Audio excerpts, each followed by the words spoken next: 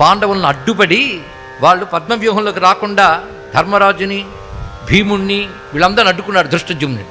ఆ సమయంలో కృష్ణుడు, అర్జునుడు వేరే సమర్థకాది అసురుల్ని, అసురాంశతో ఉన్న రాజులతో యుద్ధం చేయడానికి గెలిపారు. అక్కడ లేరు, వాళ్ళు ఉంటే అసలు జరిగేది కాదు అది. అభిమన్యుడు పద్మవ్యూహంలోకి వెళ్ళిపోగానే మిగిలిన వాళ్ళు దాన్ని అనుసరించి వెళతామనేటప్పుడు సైంధవుడు అడ్డుపడ్డాడు. వాడికలా ఒక్క పూట అడ్డుపడ్డానికి మాత్రమే వరం ఉంది. దానితో అభిమన్యుడు మరణించాడు లోపల అన్యాయంగా. విషయం తెలుసుకునేటప్పటికీ ఆలస్యం అయిపోయింది. అర్జునుడికి మహాకాపం వచ్చి రేపు సాయంత్రం లోపల సైంధవుడిని చంపుతానన్నాడు. అక్కడ ప్రతిజ్ఞ పట్టేశాడు అగ్నిని రగిల్చి.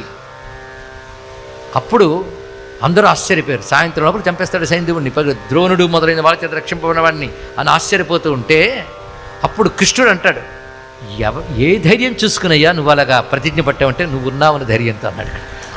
ఓహో అదా. ఇంకా రాత్రి ఎవరి శిబిరాలకు వాళ్ళు వెళ్ళారండి. కృష్ణుడు అర్జునుడి శిబిరంలోకి వెళ్ళి వాళ్ళ కృత్యం ఏంటంటే ప్రాతకాల సాయంకాలాల్లో శివపూజ చేసేవాట అర్జునుడు. ఆ సాయంకాలం ఆయుధాలన్నీ పెట్టి శివపూజ చేసి వెంటనే చేసింది ఏంటంటే అక్కడ పువ్వులు దళాలు తీసుకుని కృష్ణ పరమాత్మకి పాదాల మీద, తొడల మీద, భుజాల మీద, వక్షస్థలం మీద, శిరస్సు మీద పువ్వులు వేసి దండం పెట్టాడు. ఇక్కడ ఇద్దరికి పూజ చేశాడు, శివకేశుల భయులకి. రాత్రి పడుకో, పొద్దున్న ఆలోచిద్దామని కృష్ణుడు తన శిబిరానికి వెళ్ళాడు.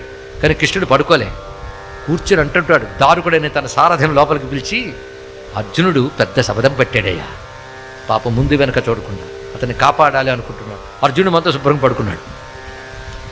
తర్వాత కృష్ణుడు మళ్ళీ అర్జునుడి శిబిరంలోకి వెళ్ళి అతను పడుకున్న స్థూల శరీరం అలా వదిలి అతని సూక్ష్మ శరీరాన్ని బయటకు తీసుకుని రెండు చెయ్యి పట్టుకుని గగన మార్గం ద్వారా తిన్నగా కైలాసానికి తీసుకెళ్ళాడు అర్జునుడు.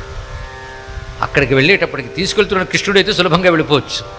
అక్కడ ధ్యానముద్రలో ఉన్న శివుని వద్దకు ఇద్దరూ చేరి రుద్ర నమక మంత్రాలతో స్తోత్రించారు. అప్పుడు రుద్రుడు చూసి, ఎందుకయ్యా వచ్చావు అన్నాడు. అప్పుడెప్పుడో తపస్సు చేసి పాశుపతాస్త్రం పొందాడు, ఇప్పుడు పెద్ద ప్రతిజ్ఞ పట్టాడు, నీ అనుగ్రహం ఇవ్వవయ్యా అన్నాడు. ఆ మానస సరోవర్ అక్కడుంది, అక్కడికి వెళ్ళండి అన్నాడు. ఆ సరస్సు దగ్గరికి వెళ్ళేటప్పటికల్లా పడగలు విప్పి నిప్పులు కురిపిస్తున్న మహాసర్పాలు గోచరించే బుసలు కొడుతూ. వెంటనే కృష్ణుడు, అర్జునుడు కూడా రుద్ర నమక మంత్రాలతో స్తోత్రం చేశారు. అవి వెంట ప్రసన్నమైన ఆయుధాలుగా మారిపోయాయి ఇక్కడ. అప్పుడు శివుడే ఒక రూపంతో వచ్చి ఆ ధనస్సు తీసుకుని అర్జునుడికి ఎలా ప్రయోగించాలో నేర్పుతూ ఉండగా శిబిరంలో అర్జునుడికి మెలకు వచ్చిందండి ఇక్కడ. అంటే సూక్ష్మ శరీరాన్ని తీసుకువెళ్ళి అంత అనుగ్రహించాడు.